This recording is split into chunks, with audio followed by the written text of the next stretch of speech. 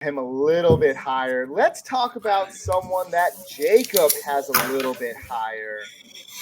You know who it is, Jacob? Joe Burrow. It is Joe Burrow. Jacob currently has Joe Burrow as his number 3 fantasy quarterback going into 2023. I have him at number 6. The floor is yours, my friend. Justify your reasoning.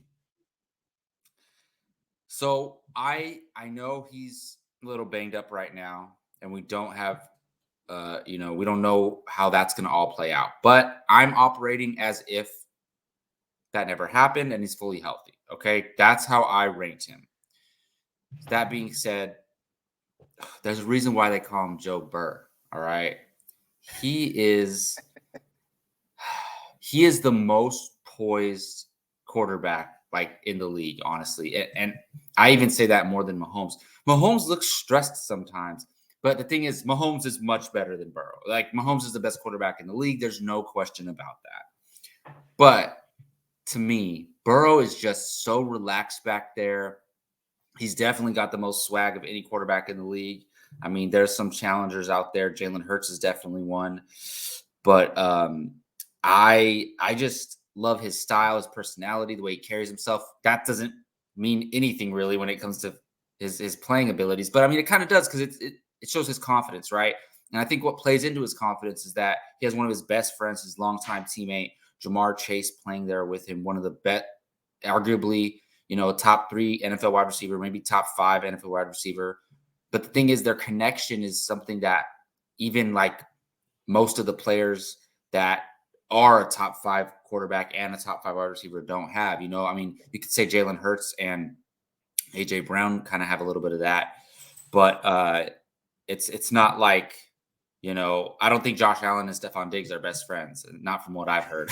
So just for example, and I don't think Herbert and Keenan Allen are hanging out in Hawaii on the weekends or something. So I just think Burrow and Chase, it goes well, and not to mention T. Higgins, another top 10 to 12 wide receiver in the league. And look, these same arguments can be made about Jalen Hurts, right?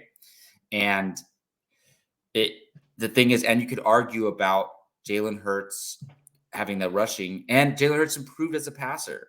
But to me, I just think at the end of the day, Joe Burrow is a guy who can go for 40 touchdowns and 5,000 yards. Like, I'm not saying he's going to do that or that he's going to get both, but I'm saying that's just in his wheelhouse every single season. And I just think even though he's more of a pocket passer guy, he's just so damn good. Their offense is so electric. And like Jamar Chase, man, it's really it. Like if you give Burrow, like, let's say Lamar Jackson's weapons, right? I do not feel as confident. He would be much lower. But it's due to he's amazing as a talent. He's so confident, and he has absolutely incredible weapons, not to mention Tyler Boyd, a very, very underrated wide receiver. And Joe Mixon, your favorite running back of all time. He does have an outstanding cast of supporting weapons over there in Cincinnati. I don't disagree with that. But much like you said regarding Jalen Hurts, there are just a couple of guys that I like a little bit better than Joe Burrow this offseason. Rushing is king, and especially in redraft when I'm not concerned about the longevity of a player. If I want to get out there and I want to win right away, I want a guy like Lamar Jackson or Justin Fields who can get out there and be that dual threat quarterback that I need them to be and put absolutely massive loads of fantasy points up for my fantasy team. So he just doesn't have the rushing upside like a lot of the guys that I personally have in front of him, like I just mentioned, Fields and Lamar Jackson. He averaged 21.7 points per game last season. That was 4 less, a whole 4 points, 4 quarters of football less than Jalen Hurts. I just don't see him cracking the top 3, but I definitely think he has top 5 upside. And at that point, we're getting so minimal, right? So we're not trashing Joe Burrow. Jacob obviously has him higher than I do, but on the top side. There's guys I like more. And I think this is like a weak point to make. He is going to miss the majority of the preseason. Jacob and I got a text from one of our buddies in our fantasy group chats talking about how Jamar Chase said that he doesn't want Burrow to come back until he's completely healthy. And if that's week 5, then that's when we should anticipate him coming back. And Jacob, I saw you laugh, and so did I.